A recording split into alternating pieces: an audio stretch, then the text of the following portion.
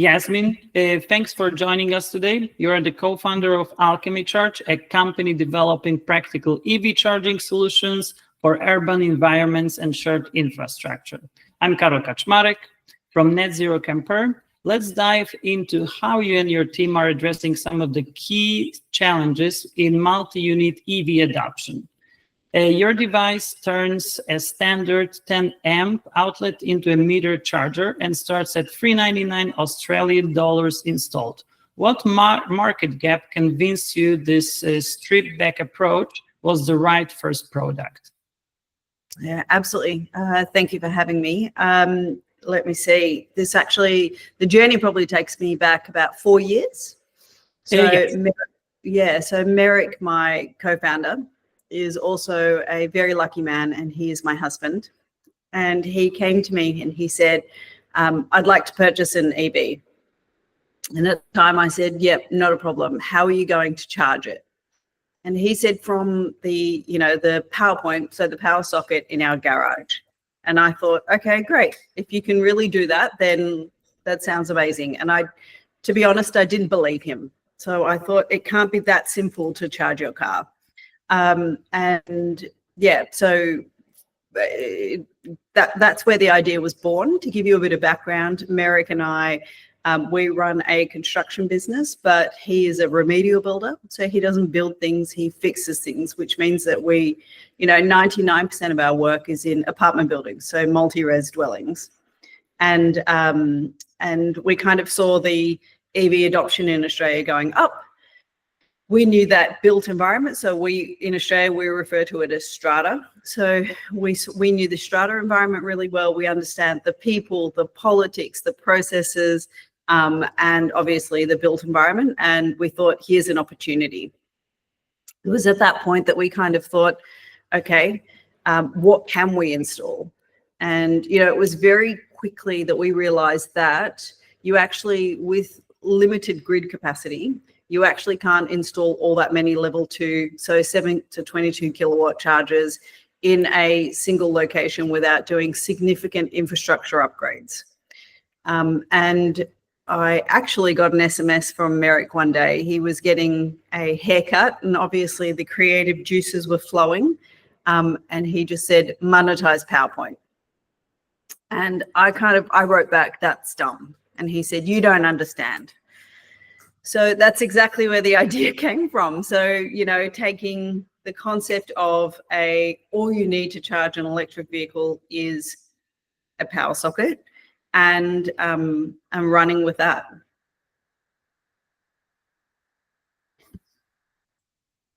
Okay, so at the end of the day, he didn't lie. It was as simple as he promised. Yeah, absolutely. Yeah, the only issue with what he had promised was that if it wasn't our garage and our power, that was power theft. And that's, I guess, what the SmartPoint does. So it's a digital lock on a PowerPoint. So it monetizes PowerPoint. Perfect. I've heard that Strata blocks often fear expensive switchboard upgrades. How does SmartPoint's low amp design and Telstra 4GX connectivity avoid those costs while meeting, for example, safety and compliance standards? Yeah, I guess if we compare a level 2 charger to a level 1 charger, so for clarity, I think I'll just explain level 1, 2, and 3 in case the audience isn't across it. So there's levels 1, 2, and 3. Level 3 is what you see on the side of a freeway, the fast charging. In Australia, we go up to 350 kilowatts. And level 2 is what you see out and about in shopping centres and council car parks. It's 7 to 22 kilowatts. And level 1 is what we refer to as your portable charge cable that comes with your car. So most cars in Australia come with a portable charge cable. And if it doesn't come with the car, it's an optional extra that you pay for. Now, these averages, I'll talk about Australian statistics, but they're very, very similar across the world. So if you look at it, 33.9 kilometres is how far the average Australian travels, and 80% of Australians travel less than 40 kilometres a day. So if you're using a portable charge cable and you're plugged into a, whether it's a SmartPoint or into a standard 10 amp, 240, 240, I'm muddling my words, 2.4 kilowatt, 10 amp socket, then you're getting about 10 to 15 kilometers of range an hour. And if you're doing that overnight, we're looking at overnight 10 hours, 100 to 150 kilometers in range. So it's understanding that that is enough is the first step when you're talking to multi-res dwellings, when you're talking to strata. And then the second piece is, if you compare if you look at building capacity. So in Australia, we have situations in dense urban areas where there's not enough power coming into the suburb, into the street, into the block, into the building to be able to provide enough power for everyone to be able to charge at the same time. And second to that, if your baseline is 7 kilowatts, obviously you're not putting in as many charges as you would at 2.4 kilowatts. And as EV adoption goes up, then obviously this becomes more and more challenging. So if we compare at a price point, $399 for the Wi-Fi version, $499 for the cellular version of our SmartPoints. You can probably see one just behind me here. There's the grey one and the orange one behind me. But if you're looking at those SmartPoints and installing one of those in every parking spot, then there's a significant capacity change and a dollar change. So $399 versus that in Australia, the average connected charger at 7 kilowatts is probably about $1,800. Now, there's the next part of this equation, which is the electrical backbone. To give you an example, we are currently working with a building that has 293 parking spots that they want to electrify.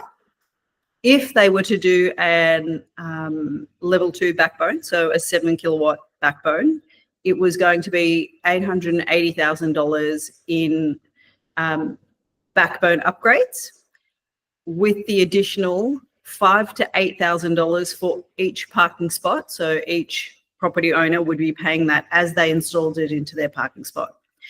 The equivalent version with our system is $170,000 for the backbone and $1,000 supply and install for the SmartPoint version, so level 1 charging.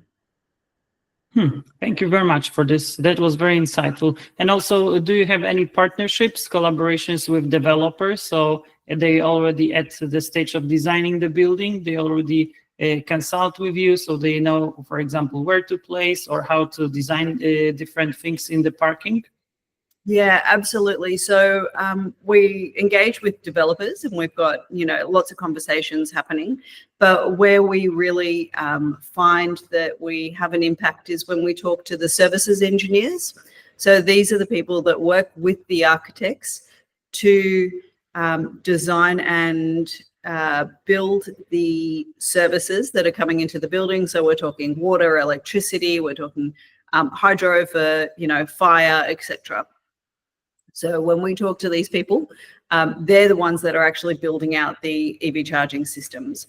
So recently in Australia, the government made a change to a federal structure. So it's not state-based, it's across the whole country. It's called our National Construction Code, so the NCC.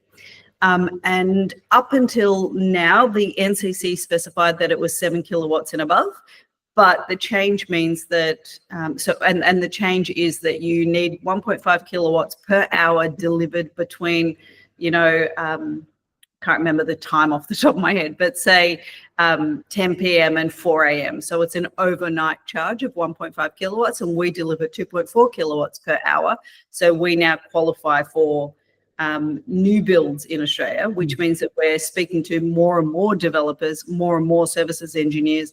And although that change hasn't taken effect yet, it's still proposed, so it's still in draft. We're starting to get specified into people's development applications. Understood. Let's talk about pay-per-use model. You emphasize simple, fair, accessible electricity billing. How have residents and body corporates reached and reacted to per kilowatt pricing versus fixed fee subscriptions, for instance? Yeah, absolutely. So this was actually something that came out of our experience with Strata.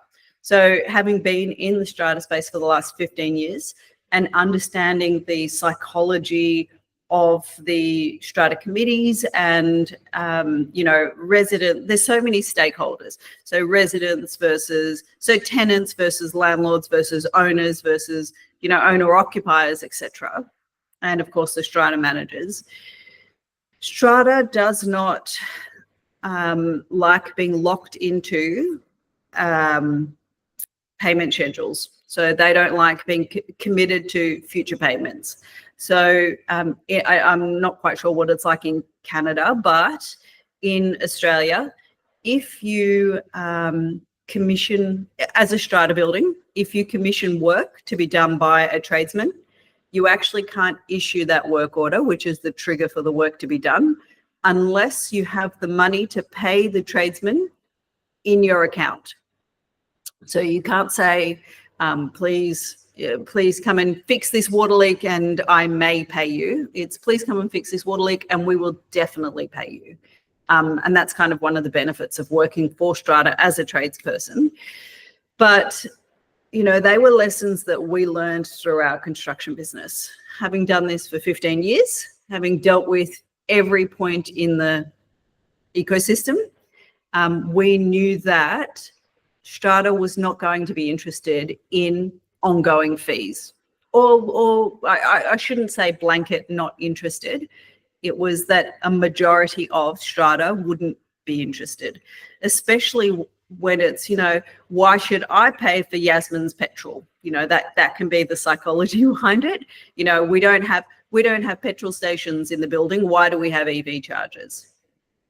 So it was about taking away that barrier. So don't worry about it, Mr. Strata Committee. This actually doesn't cost you anything on an ongoing basis. Yes, you have to put in the electrical backbone, but no, you don't have to put in the individual charger. The lot can do that. And on an ongoing basis, you don't have to pay anyone for that service to exist. Mm-hmm. That's where the kilowatts comes in, right? So it's a user pays model. The user pays for the privilege of being able to charge their car. The Strata Committee don't have to pay to provide the privilege to charge your car. Which is a great incentive. Look, it's working for us. Mm-hmm. Perfect. Since the first large-scale projects, what usage or dwell time patterns have surprised you the most? What has surprised me the most? I would probably say, I wouldn't say surprised, but firmed. So when we started building this 4 years ago, we've been in market for about 2.5 years now, but when we started building this 4 years ago, the premise that we built it on was, statistics that came out of Europe. So out of the mature markets like Norway. So when they're talking about EV charging, when they're talking about where they're charging, 80% of people charge either at work or at home, and looking at, the niche of that dwell time. So the availability of people being parked overnight or all day.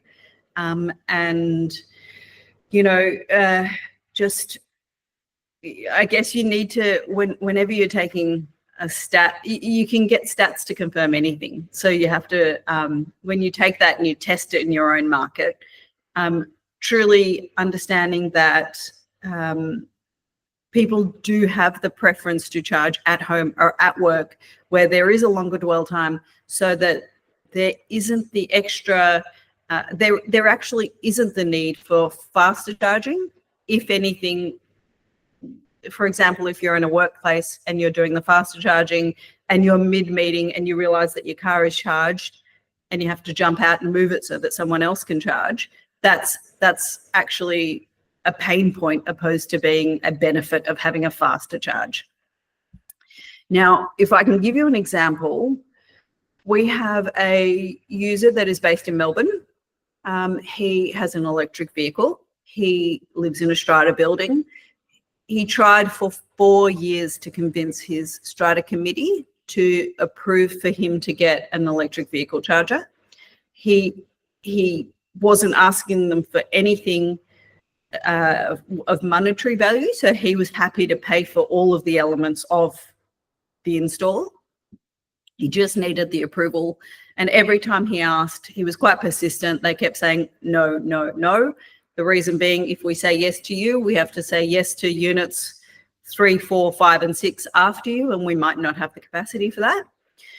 He came across our solution. They went from 4 years of no's to approvals within 3 weeks. And second to that, he now saves 50% in charging costs and 2 hours of time every week where he doesn't have to go to public chargers. Now, the real surprise for me was that I guess it makes sense, but I hadn't thought of it. Because we have a public charger in a private spot, we have a captive audience, right? So when he comes home, he just plugs in. It's habitual. He does it every night, and he is always topped up, which means that my utilization is quite high. Opposed to when you look at public charging in Australia, and there is a very big push at the moment for something that we desperately need, which is pole charging. So on our power poles, they're starting to install 7 to 22 kilowatt chargers. The highest utilized curbside, so pole charger in Australia at the moment, has on average 2 sessions a day. So, that's really expensive infrastructure, absolutely necessary, but very underutilized. So our utilization rates are very high. To be honest, for me, the most interesting part of that was what you said at the very beginning, that you were analyzing data from Norway. Probably I would bet for the US, Great Britain, Germany, but when you think about it, Sweden, Norway, there's plenty of EV car users, so probably that's why. Yeah, absolutely. So I think their new car sales are up at about 95% EV now. Back when we started, they were sitting about 90% new car sales were EVs, and if I had to reflect, they're probably about 7 to 10 years ahead of where Australia is. So it absolutely makes sense to learn from their lessons. And interestingly, what they're doing in apartment buildings is they're electrifying every parking spot with a 7 kilowatt charger and dialing it down to 2.4 kilowatts so that they can load manage and not blow up their grid. Yes, of course. And also on the same note, are you feeding that data back to, for example, property managers, facility managers of the buildings? Yes, the data is available, but to be honest, they are interested that they're reimbursed for the amount of kilowatts that are consumed. So they want to make sure that the energy in and dollars in and dollars out make sense. Oh, yeah. But beyond that, we haven't had a lot of interest. And I would say that is because there's not a lot of, our electric vehicle uptake isn't there yet.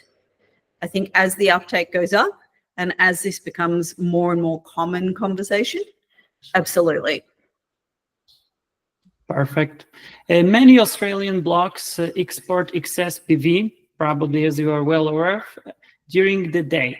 Are you integrating, for instance, solar matching, demand response, or dynamic tariffs to maximize renewable electrons?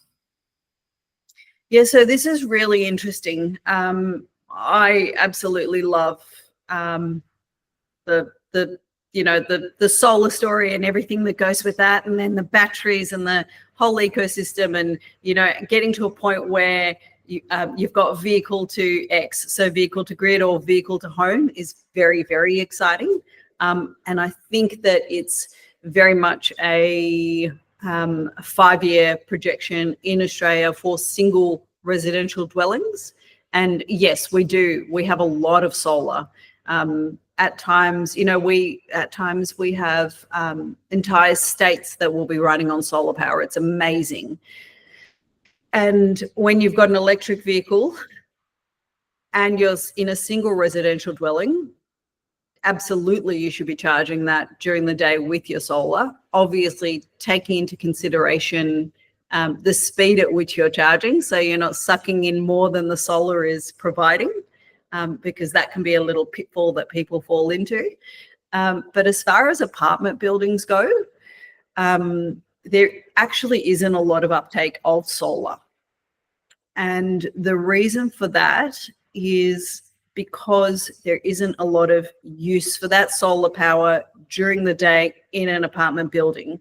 And I say that because the solar panels are connected to what we call house power, common power, which is the building's power bill. And you can run your lights, you can run your pool pumps, you can run your elevators, you can run your security cameras, everything else that goes with that.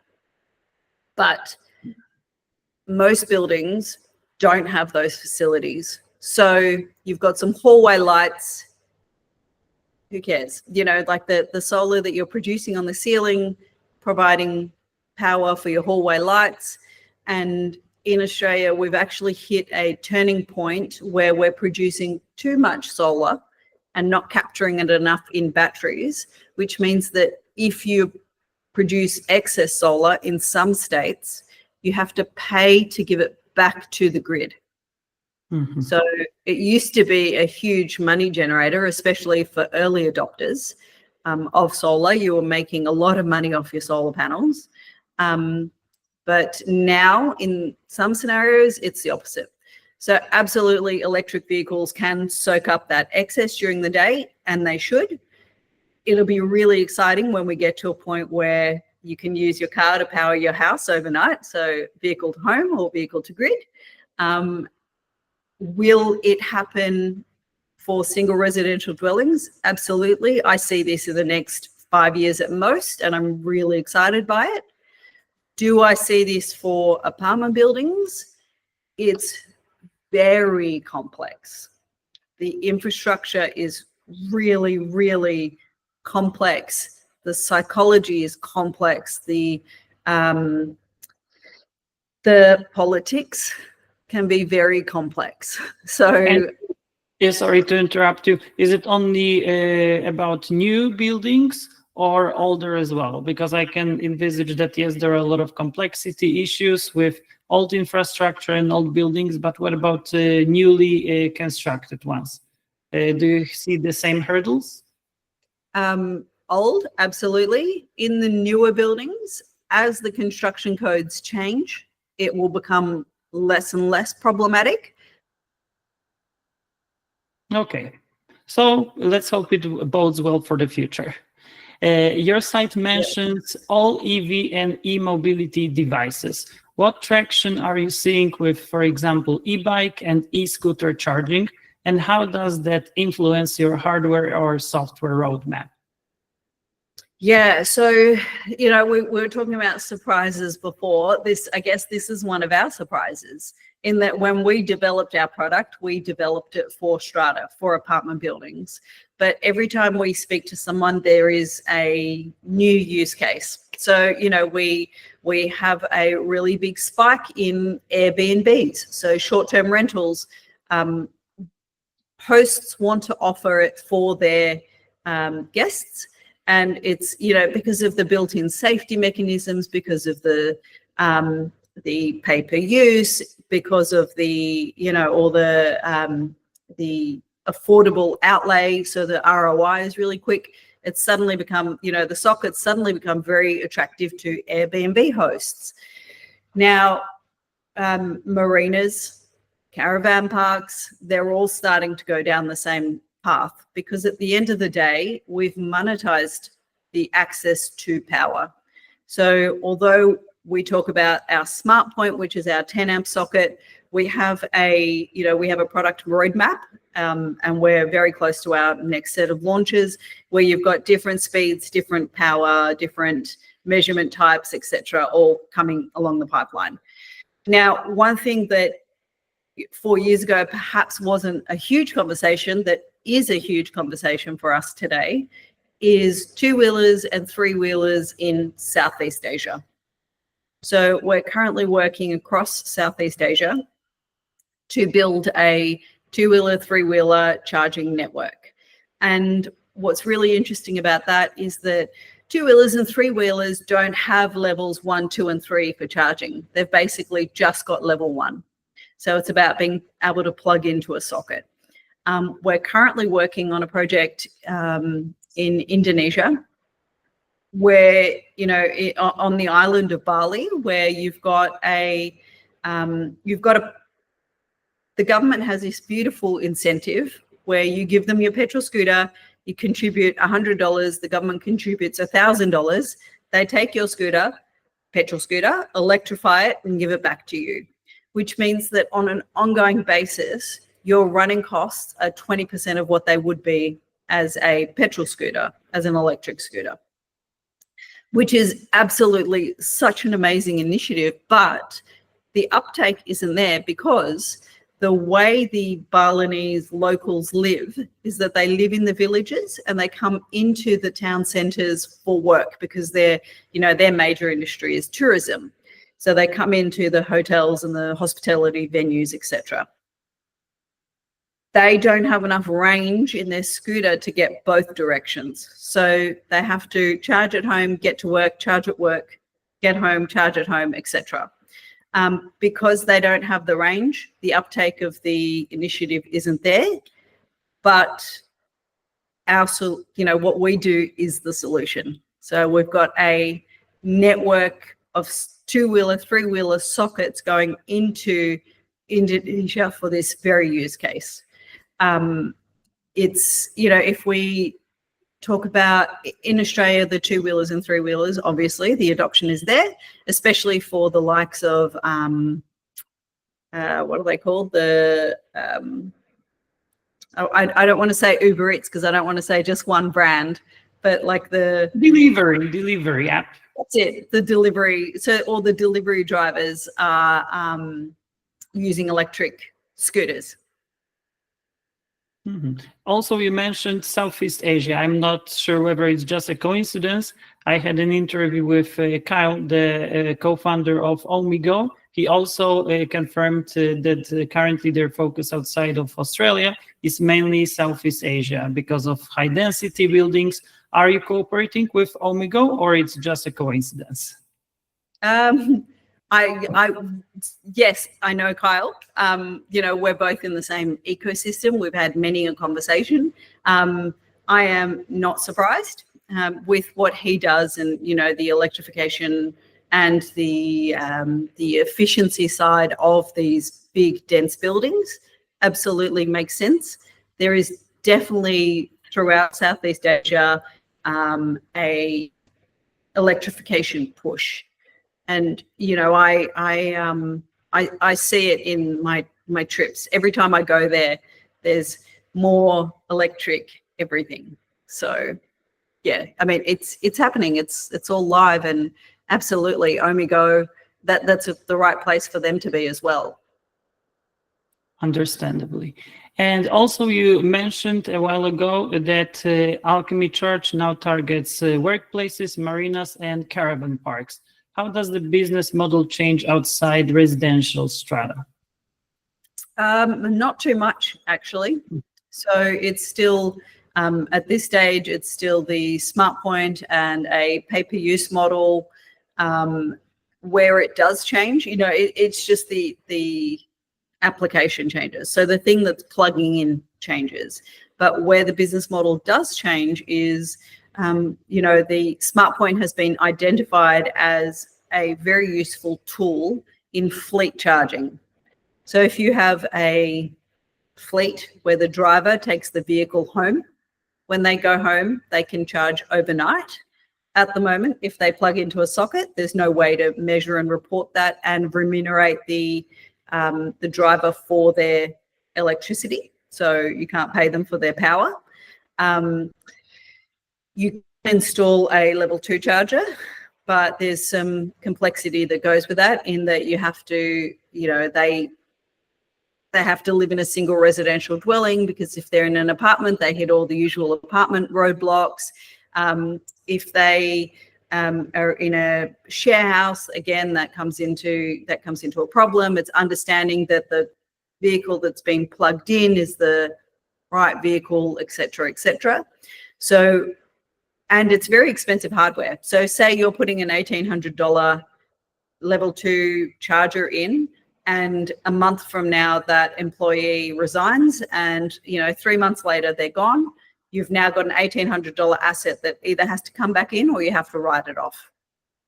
So yeah, so it's a reporting mechanism. And at that point, we don't charge a kilowatt charge, we charge a monthly subscription fee, but that's a very different use case.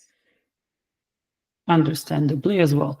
Regarding the global outlook, as we know, Australian standards differ, for example, from European or North American codes, as far as, for example, classification codes are concerned. Which overseas markets look most compatible with SmartPoint today, and what adoptions do you think would be required? Yeah, really interestingly, we are very ready for most markets. In that we have, our software is obviously globally compatible. We've made everything so that it complies with privacy laws and everything else that goes with that.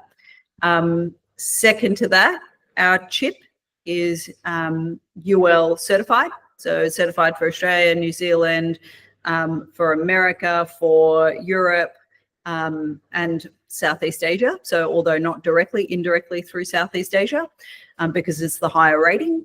And the next phase of our project is, let me grab one of these sockets. So when you're looking at the socket, you've got, the Australian 3-pin plug there. It's our next piece is making sure that these sockets are compatible across each market, so across each location. So we're currently working on, the Shuko socket, and then we're ready to go. Global domination. Were you thinking, for example, about compatible adapter? So, for example, each user will be able to adjust it to the current socket? It's actually not something that it is something that we considered, but it's not a path that we're going to go down, because we want the portable charger to plug directly into the socket so that it doesn't bypass safety mechanisms like heat sensors in the portable charger. So we want always safety first. And, very, very commonly people will use extension cables. And if you use an extension cable, then you lose the ability to sense the heat in the socket, which means that, you lose that safety feature. If you had the cable plugged straight into the socket and the cable can measure the heat in the socket, then, you've got that protection. Thank you very much for your insights. Before we wrap up, is there anything important that we haven't covered that you'd like to add? No, I feel like we've done a Business 360 workshop. I guess what's really important is the conversations that we were having even 2 years ago about explaining that, level 1 charging is sufficient, has very much moved on.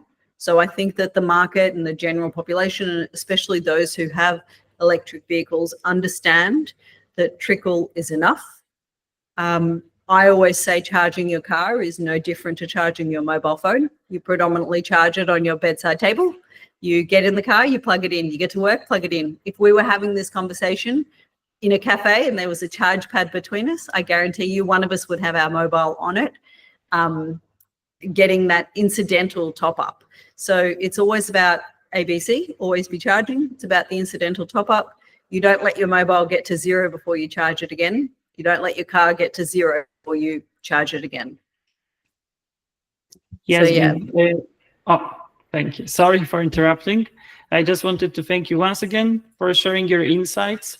We will feature this conversation on Net Zero Camper to give our readers a closer look at how SmartPoint and your broader work at Alchemy Charge are making EV charging more accessible and scalable, especially as we talked in high-density settings. Absolutely. Thank you so much for your time. Greatly appreciate it.